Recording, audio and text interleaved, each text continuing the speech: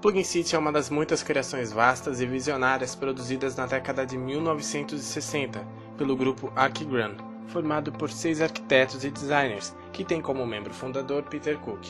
Uma mega estrutura que incorpora residências, vias de acessos e serviços essenciais para os habitantes. O Plugin City foi projetado para incentivar a mudança através da obsolência.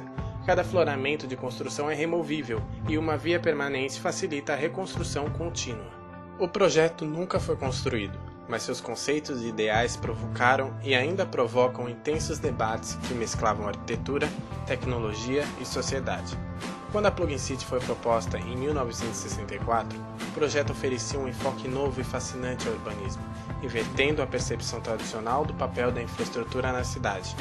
Este projeto provocador sugere uma cidade fantástica, cujas unidades residenciais modulares se conectam a uma máquina central que proveria toda a infraestrutura necessária. A cidade do plugin é criada pela aplicação de uma estrutura de rede em grande escala, contendo formas e acessos e serviços essenciais em qualquer terreno. Nesta rede são colocadas unidades que atendem a todas as necessidades. Essas unidades estão planejadas para obsolência. As unidades são servidas e manobradas por meio de um guindaste, operando a partir de uma ferrovia no ápice da estrutura. Consiste numa cidade tentacular, construída a partir de uma mega estrutura em forma de rede e erguida com produtos pré-fabricados. O espaço urbano se configura como um grande edifício, constituído por elementos arquitetônicos, móveis e intercambiáveis, que se conectavam em elementos estruturais fixos. As múltiplas partes dessa megaestrutura se comunicavam entre si através de um sistema de tubulações metálicas, que serpenteavam como passarelas por todos os setores. Criada como suporte de todo um sistema sofisticado de serviços, além de residências básicas, em alguns nós dessa cidade-rede eram posicionadas unidades arquitetônicas inteligentes, voltadas para todo tipo de serviço, com o objetivo de suprir todas as necessidades dos moradores. Nela podia-se encontrar hotéis, restaurantes, supermercados, farmácia e etc. No interior desses espaços encontrava-se todo tipo de instalações, equipadas com aparelhos eletrônicos de última geração, que tinham a função de apoiar a operações domésticas e corriqueiras com um simples apertar de botão. A arquitetura conexionista do Archigran remete à organização de uma máquina ou de um computador. Segundo Dominic Hillard, o grupo substitui a arcaica distinção entre structure e replay stage pela oposição hardware e software, traduzido para arquitetura a incipiente linguagem da informática. No processo computacional, o que é chamado de hardware é a máquina, um instrumento sólido e rígido. O que é chamado de software são os instrumentos leves, móveis e intercambiáveis, ou seja, os múltiplos programas que se possibilitam desenvolver e criar inúmeros trabalhos dos mais variados setores. Na Plugin City, o que são chamados de software são as unidades arquitetônicas, que no caso são móveis e intercambiáveis. O que é chamado de hardware é a estrutura fixa da cidade, o suporte de apoio onde são conectadas as unidades arquitetônicas. As formas propostas do Archigran se assemelham ao mundo de ficção científica, como no filme 2001, Uma Odisseia no Espaço, de Stanley Kubrick. Em ambos aparecem megaestruturas similares, esqueletos estruturais de alta tecnologia, baseados nas conexões que potencializavam os fluxos e as quais se articulavam as habitações individuais, autônomas e intercambiáveis, as cápsulas de morar.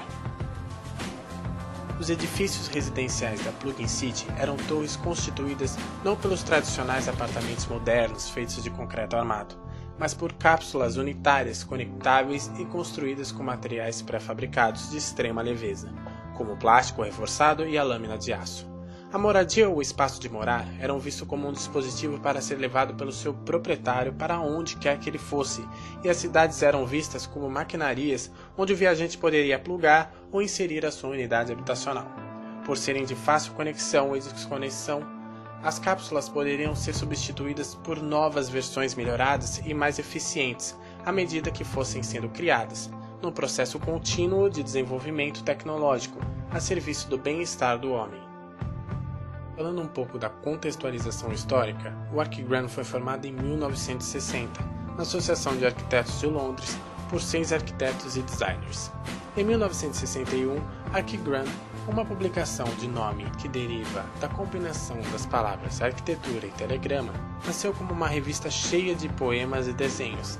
Como David Green escreveu no primeiro número, a revista constitui uma plataforma para as vozes de uma geração jovem de arquitetos e artistas. Entre 1960 e 1974, Archigram publicou 9 edições provocativas de sua revista e criou mais de 900 desenhos exuberantes, ilustrando projetos arquitetônicos imaginários que vão desde a evolução tecnológica até a contracultura, da viagem espacial à ficção científica. As visões do Archigram conseguiram efetivamente inspirar uma nova geração de arquitetos e de arquitetura. O mais evidente é a sua sugestão radical de revelar elementos de infraestrutura e inverter a hierarquia tradicional da construção. Gestos que inspiraram o famoso Centro Pompidou, de Richard Rogers e Renzo Piano. Além disso, seus projetos e visões continuam sendo invocados no pensamento urbano na atualidade. Para entendermos a importância das ideias e dos projetos do grupo Archigram, é necessário fazermos uma viagem no tempo até o início dos anos 60 do século XX. Havia passado o traumatismo da Segunda Guerra Mundial e muitos países do primeiro mundo entravam em um período de grande expansão econômica e tecnológica, impulsionando o desenvolvimento de revolucionários meios de transporte e de comunicação. As políticas de conquista espacial, o crescimento das redes de telecomunicações via satélite, o surgimento da robótica, dos computadores e a proliferação de todo tipo de eletrodomésticos, principalmente a televisão, indicavam um novo panorama de desenvolvimento e de bem-estar. Em consequência dessa revolução tecnológica, eclodiu nas sociedades avançadas uma nova cultura de massas, uma cultura mediática fundamentada nas relações com os novos sistemas comunicacionais e informacionais e com as novas tecnologias eletrônicas. Com tudo isso, concluímos que quem não gostaria de imaginar uma cidade que se atualize e se reformule visivelmente?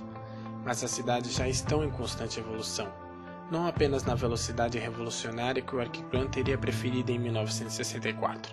Isso não significa que os desenhos e as ideias que os informaram são menos fantásticas. A ideia de erguer a rede de uma cidade fora do terreno e moldar essa infraestrutura em uma mega matriz complexa e ramificada é emocionante. Não sei por que muitas visões futuristas nos levam a viver longe do chão. As alturas são divertidas, mas o solo é onde cultivamos alimentos e onde encontramos os recursos que alimentam as cidades. Longe dessas restrições está a cidade plugin.